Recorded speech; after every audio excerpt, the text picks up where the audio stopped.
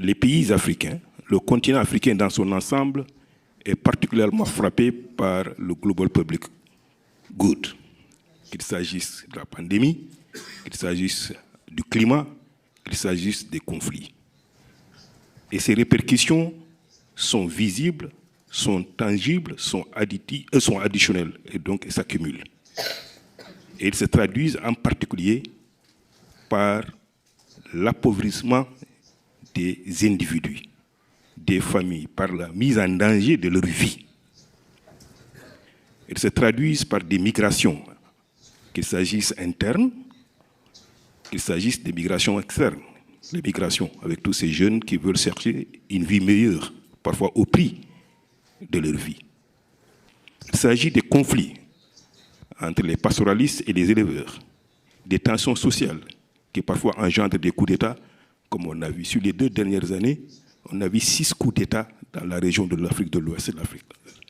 Tout ça, c'est des conséquences directes de ce que je viens de dire, le changement climatique et bien sûr les autres éléments que j'ai mentionnés tantôt. Victoria l'a dit, il y a aussi d'autres facteurs qui sont d'autres manifestations de ces problèmes-là que nous voyons. Parmi ceux-là, les plus graves, c'est la pauvreté des apprentissages. Les enfants ne peuvent pas aller à l'école pour rester suffisamment pour avoir le minimum en termes de pouvoir calculer, de pouvoir lire. Et même s'ils ont cela, ils n'ont pas les fondamentaux pour leur permettre d'affronter, n'est-ce pas, la vie et devenir des citoyens qui peuvent contribuer à l'épanouissement, à l'économie de leur pays. Le basique, ça manque. L'eau, l'électricité, etc. Donc quand on met tout cela ensemble, je ne peux être d'accord avec les recommandations qu'Andrew a mis et que le rapport qu'il vous a présenté a mis en œuvre. Il est important d'agir et d'agir rapidement autour de 3 piliers. Le premier pilier, c'est de protéger, de sauver les vies en soutenant des programmes de protection sociale des filets sociaux. Il ne s'agit pas ici de problèmes, des initiatives d'assistance humanitaire. Il y a d'autres partenaires qui sont très importants, qui font cela, et c'est important de le faire. Mais une institution comme la Banque mondiale doit le mettre dans un cadre qui soit soutenable et qui puisse véritablement toucher le plus grand nombre. Parce que ça, cette force de frappe d'une institution comme la banque. Donc un système de protection sociale, dans ces conditions où également il y a la guerre, aussi bien la guerre sur le continent, on oublie souvent, et qui a bien sûr affecté les capacités de production dans certains secteurs, mais également la guerre dans le monde, compte tenu de la forte dépendance des pays africains sur l'extérieur. Il est important de créer les conditions d'accès des populations à l'alimentation le plus tôt que possible.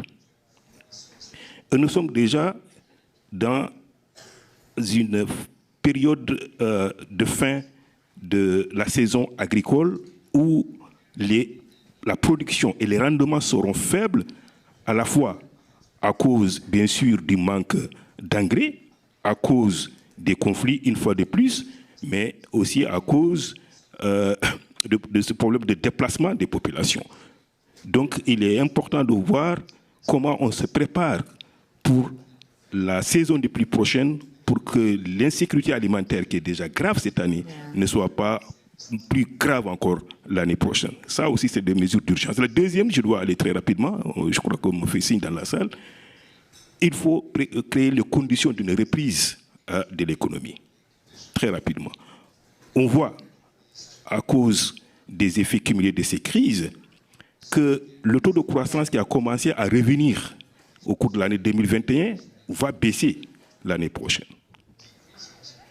Et cela, il faut s'y préparer à réduire, n'est-ce pas, les effets négatifs d'une croissance qui va baisser sur le temps. Et c'est important qu'on investisse par conséquent sur les réformes. Même en période de crise, les réformes sont nécessaires, elles sont urgentes. Je ne vais pas répéter le menu des réformes qu'Andrew a dit, ils sont tous pertinents et ils sont tous nécessaires. Et le troisième point, c'est extrêmement important, il faut continuer à investir pour le développement. Et parmi les secteurs prioritaires, Victoria a cité bien sûr l'électricité, c'est extrêmement important. L'agriculture, j'en ai parlé, le développement humain, l'éducation dans toutes ses composantes. Yeah. L'enseignement technique et professionnel, c'est extrêmement important. L'enseignement supérieur, c'est extrêmement important. Et bien sûr, on n'oublie pas la technologie qui offre une opportunité extrêmement forte pour l'Afrique de réduire ses retards sur un certain nombre de choses.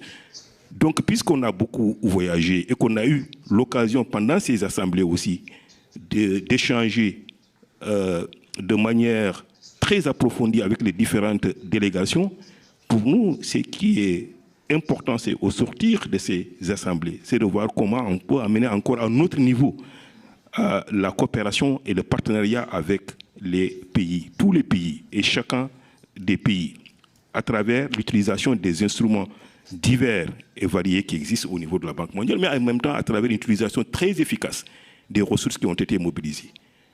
On a eu un record pour le replenishment de l'IDA 20 et les chefs d'État nous ont interpellés là-dessus. À la fois la nécessité d'être très sélectif en se focalisant sur un certain nombre de secteurs, mais également à la fois d'être très rapide en assouplissant les procédures, en évitant les lourdeurs, afin que l'argent puisse être là où il devrait être et utilisé de manière efficace avec les principes de transparence, de traçabilité et d'intégrité. Thank you so much.